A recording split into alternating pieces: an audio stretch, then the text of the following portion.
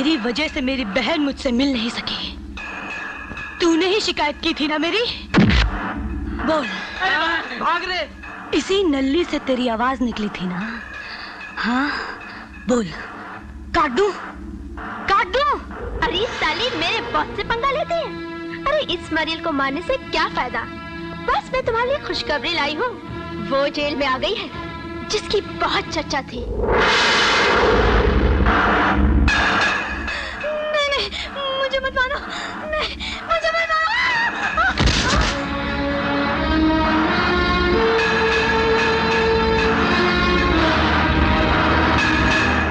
ये तो जुल्म है। ये है कौन? समझते क्या है अपने आप को? हाँ,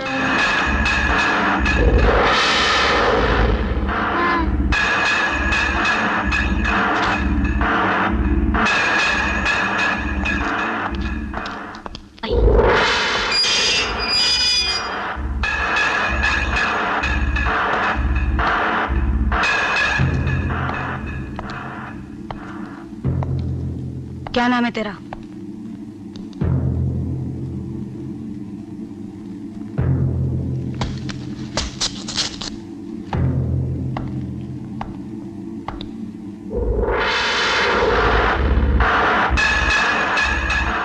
लगता है एक ही खून करके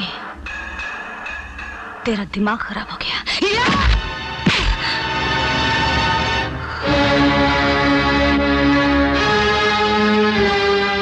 इसके पेट में बच्चा है।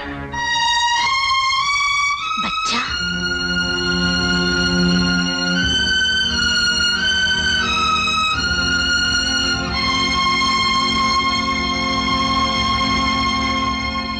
डॉक्टर शर्मा, तुम्हें जीवा को खत्म करना है।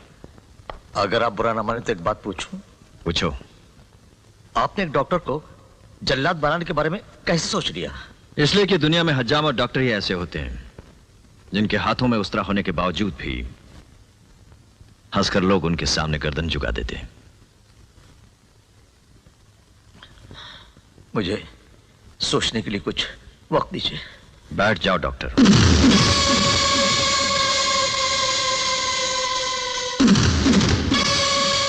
वक्त नहीं, हम तुम्हें रुपया देंगे।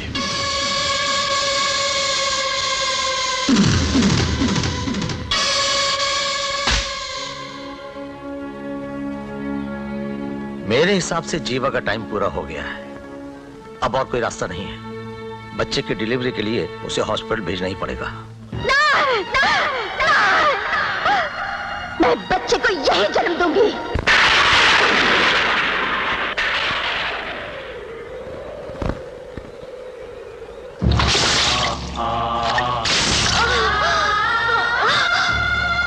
जल्दी चलना। हाँ चल।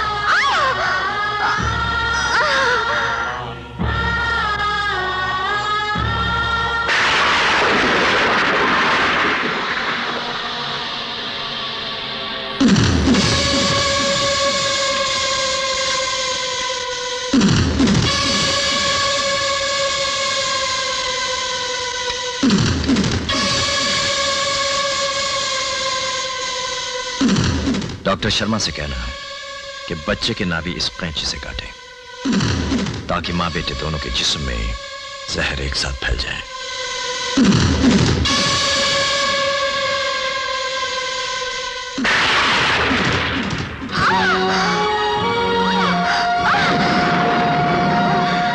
हे भगवान, जीवा पे दया करना।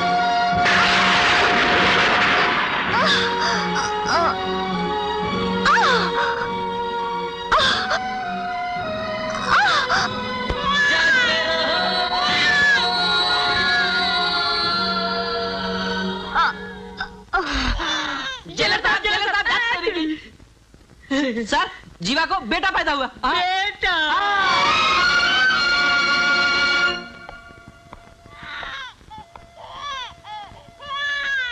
रोते नहीं बेटे, रोते नहीं। बड़ा अच्छा बेटा है, बड़ा अच्छा बेटा है। हाँ, रोना नहीं। शाबाश शाबाश बेटे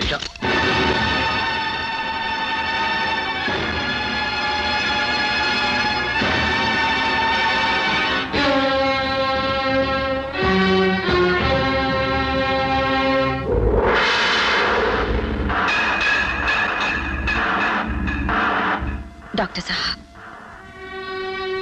हमारी यह रस्म है, नाभि तीर से काटी जाती है।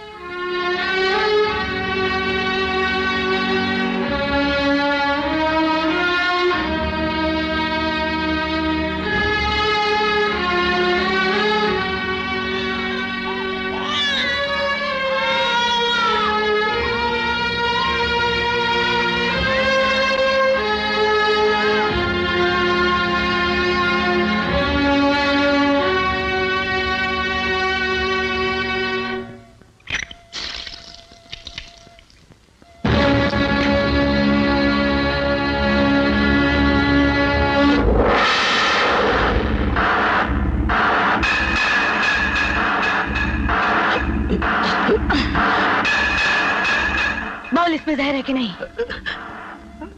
बोल। भगवान का दूसरा रूप होती है माँ, और माँ का दूसरा रूप होता है डॉक्टर। और तूने तो उस मासूम को बेटा भी कहा था ना, उसके बाद भी इतना हरामीपन। धर्मा,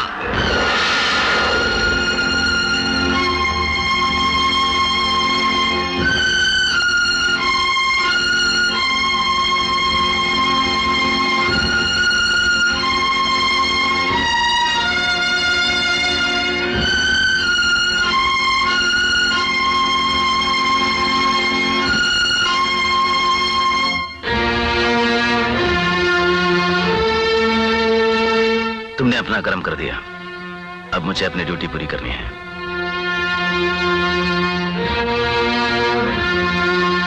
आप आइए मेरे साथ।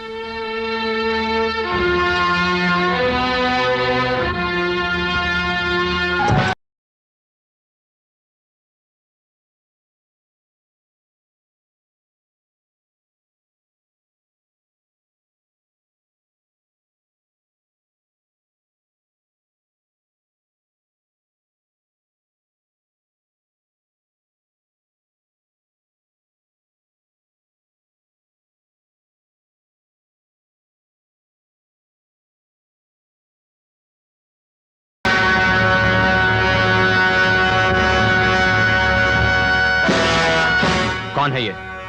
यही है वो सेंट्रल जेल का जेलर, कपिल देव सिंह।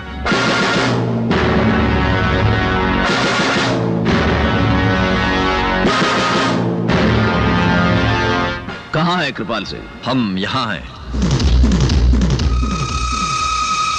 ऊंचाई पर रहने का एक फायदा होता है, किसी के सर से टोपी या पगड़ी उछालने की जरूरत नहीं पड़ती, वो खुद ब खुद गिर जाती है। लेकिन एक नुकसान भी है, ऊंचाई पर रहने वालों को हर वक्त सर झुकाकर बात करनी पड़ती है, और नीचे वाले हमेशा सर उठाकर बात करते हैं। तुम्हारे बारे में हमने जैसा सुना था वैसा ही पाया, अब तो हमें तुमसे मिलना ही पड़ेगा।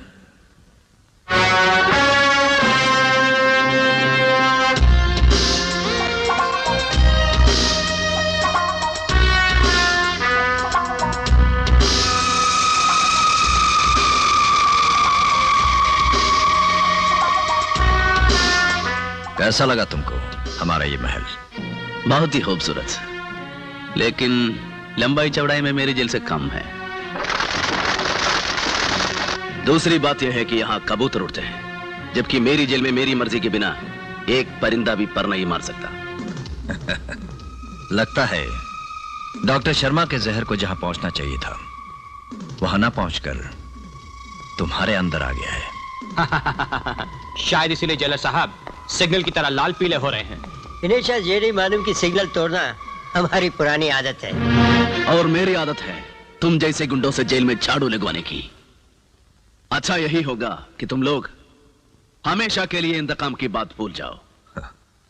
देखो जेलर, अगर सभी लोग इंतकाम लेना भूल जाएं, तो दुनिया की तमाम जेलें वीरान हो जाएंगी। और मेरी समझ में नहीं आता कि तुम घर के कैसे मालिक हो जो ये चाहते हो कि तुम्हारा घर वीरान हो जाए। और तुम कैसे इंसान हो जिससे बच्चे पर भी दया नहीं आती? मोहब्बत हुस्न नहीं देखता और इंतकाम उम्र नहीं देखता। कृपाल सिंह, फर्ज अमीर और गरीब नहीं देखता। मेरी ड्यूटी है कि मैं जीवा और उसके बच्चे की रक्षा करूं। याद रखना, अगर तुम मेरे और मेरी ड्यूटी के बीच आए तो मैं तुम्हारे और तुम्हारी सांसों के बीच आ जाऊंगा।